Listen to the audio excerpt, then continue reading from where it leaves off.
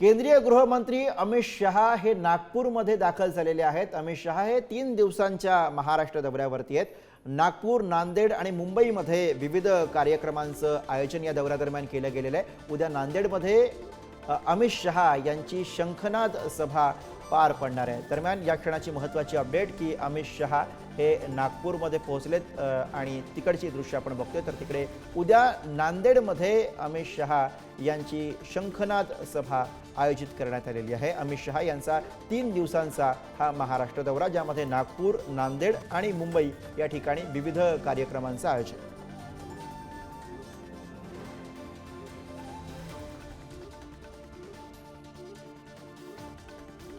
तर गृहमंत्री अमित शहा हे महाराष्ट्र दौऱ्यावरती पोहोचलेले आहेत। नागपूरमध्ये अमित शहा यांचं स्वागत झालेलं आहे आणि तिकडे नांदेडमध्ये उद्या अमित शहा यांची सभा पार पडते आहे। 3 दिवसांच्या दौऱ्यावरती अमित शहा हे महाराष्ट्रामध्ये आलेले आहेत।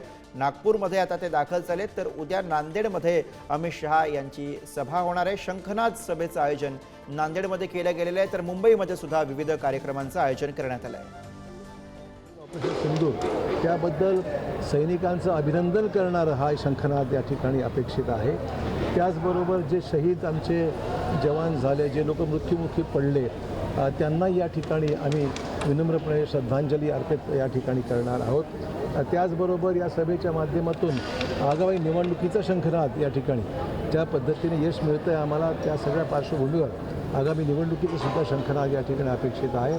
भारत देशाचे गृहमंत्री आदरणीय अमितभाई शाह साहेबांचा उद्या नांदेडमध्ये दौरा आहे आणि ऑपरेशन सिंदूर नंतर हा पहिल्यांदाच ते नांदेड शहरामध्ये येणार आहे। मराठवाड्यासाठी ही मराठवाड्यात मी सांगितलं तसं पहिली सभा आहे, त्याच्यामुळे महत्त्व उद्या प्रवेश पण करणार आहे ते उद्या तुम्हाला कळेल। आज जाहीर पेपर फोडला तर उपयोग काय, त्याच्यामुळे उद्या नक्कीच तुम्हाला कळेल।